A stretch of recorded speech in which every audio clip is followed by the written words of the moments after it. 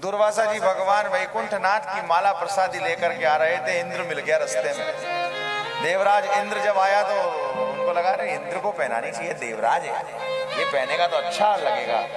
हाथी पे बैठे देवराज इंद्र को माला प्रसादी पहनाई। इंद्र ने सोचा मैं देवराज, ना जाने किसकी प्रसादी दुर्वासा जी ने हमारे गले डाल दी। उनको झिल रही नहीं थी, हमें पहना दी। कुछ लोग होते हैं माला पहनते समय मन में होते हैं इनको ना झिल रहा बोझ हमें पहना देना। हाँ,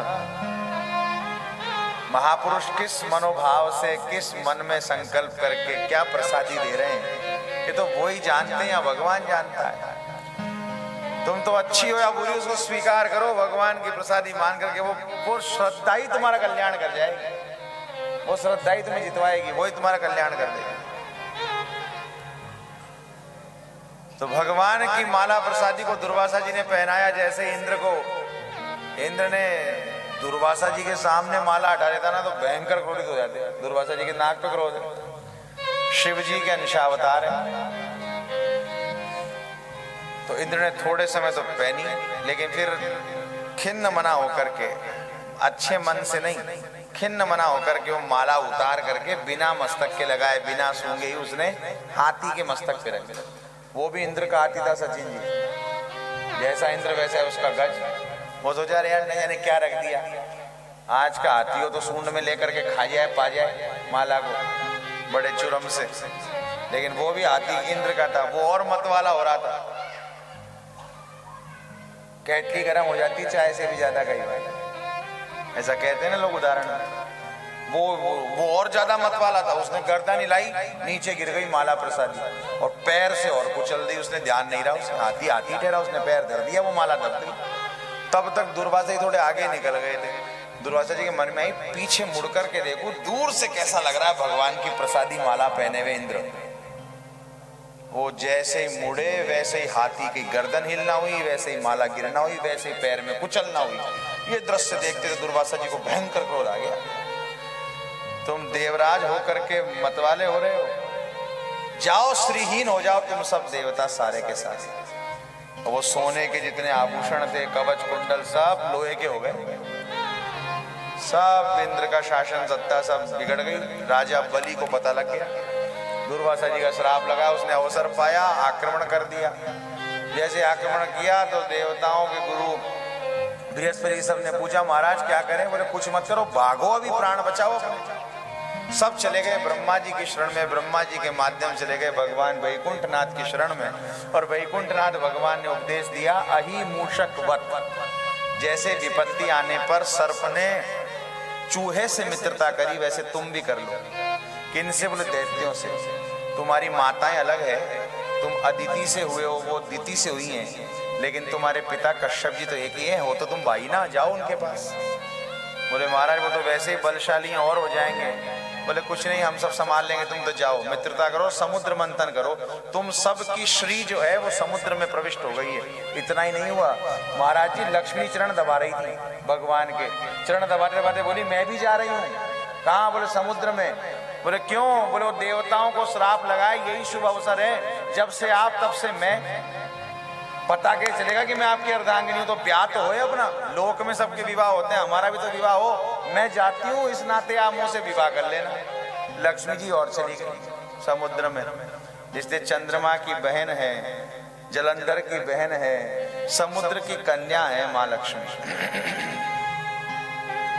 ये प्रविष्ट हो गई और भगवान नारायण को लक्ष्मी जी प्राप्त करनी थी, इसलिए उनका समुद्र मंथन करो भाई जल्दी, हमारी अर्धांगिनी भी समुद्र में चली गई है।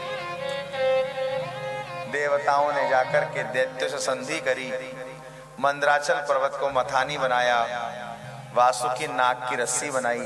नाग ने कहा हमारे को क्या फायदा है इसमें, तुम्हारे साथ में हम समुद्र मंथन में जबरदस्ती अपने शरीर का मर्दन कराएंगे, तुम तो हमें रगड़ोगे और हम रगड़े जाएंगे फ्री में ही। बोले नहीं नहीं भैया, फ्री में कोई किसी को गाय ना रगड़ेगा। क्या करोगे? बोले 2 बूंद अमृत की तुझे भी दे देंगे। बोले पहले बताते यार, हम रुक ही जाते, चलो हम भी तुम्हारे साथ हैं। बासुकी नाग को लेकर के आगे रस्सी बना ली। जैसे ही मंदराचल पर्वत को उठाया, वैसे ही विघ्न हरण मंगल करण गणपति का स्मरण करना भूल गए। और जैसे स्मरण नहीं हुआ तो मंदराचल पर्वत तो गिरने लगा। देवता हाय हाय बचाओ बचाओ करने लगे। तब स्वयं भगवान आए और भगवान ने आकर के उसी मंदराचल पर्वत को गिरिम चारोप्य गरुड़े हंसते नहीं कहीं बनी लया, भगवान ने आकर के अपने एक हाथ पे उठाया, चलो हम लिए चलते हैं। मंदराचल पर्वत को लेकर के भगवान आए हैं। वासुकी नाग की निद्रा में भगवान प्रविष्ट हो गए जिससे सो जाए, लेकिन अब बात विडंबना की है, इसका मुख कौन पकड़ेगा? तो भगवान ने सारे के सारे देवताओं को बुलाया और कहा, देखो देवताओं ध्यान से सुन लो। पीछे दैत्य खड़े थे, तुम भी ध्यान से सुनो सब जन। पीछे खड़े थे दैत्य, झुंड बना करके भगवान ने देवताओं से कहा, देवताओं चाहे कुछ भी हो जाए, वासुकी नाग का मुख तुम्हें ही पकड़ना है। तो पीछे का भाग ये दैत्य पकड़ेंगे, तुम मत पकड़ना देवता। दैत्यों ने कान से सुन लिए बात। ओ हो अच्छा, जालसाजी हो रही है हमारे से, ये मंत्रणा कर रहे हैं मुख भाग पकड़ने की। और फिर भगवान तो भगवान है, लीला पुरुषोत्तम कौतुकी भगवान है। भगवान जैसा कौतुक कोई नहीं कर सकता, भगवान को ऐसा खेलना आता है वैसा कोई नहीं खेल सकता। और भगवान ने अद्भुत कृपा करी और जोर से बोले, जाओ देवताओं, जाकर के वासुकी नाग का मुख पकड़ लो। दैत्य बोले, रुको महाराज, समुद्र मंथन हो 10 बार या ना हो 1 बार, हम नहीं पकड़ेंगे ये सर्प का पीछे का भाग, अमंगल भाग है, पुच्छ भाग हम नहीं पकड़ेंगे, हम पकड़ेंगे तो अग्र भाग पकड़ेंगे। बोले, भाई तुम सब बड़े बाप के बेटा हो, तुम आगे से लग जाओ, कश्यप जी की संतान। बोले, हम क्या गिरे बाप के बेटा लग रहे हैं आपको? हम भी बड़े बाप के, हम भी कश्यप जी की संतान है, हम पकड़ेंगे तो आगे का भाग, वरना समुद्र मंथन हमारी बला से ना हो। देवताओं की दैत्यों की बात सुन के भगवान बोले, अरे भाई दैत्यों तुम ही बड़े बाप के हो, तुम आगे का मुख पकड़ो, चलो देवताओं तुम पीछे जाकर के लग जाओ। ध्यान से सुनो, परितोष, शंख और मूर्ख दूसरे के फूंकने से बचता है बेटे। शंख को भी दूसरा ही फूंकता है, मूर्ख के भी कान कोई और ही फूंकता है। बस भगवान ने बता दिया, दैत्य मूर्ख ठहरे। दैत्यों के कान फूंक गए, अब वो लग गए वासुकी नाग के मुख को पकड़ करके। समुद्र मंथन प्रारंभ हुआ, और जब समुद्र मंथन प्रारंभ हुआ तो मंदराचल पर्वत तो धंसने लगा।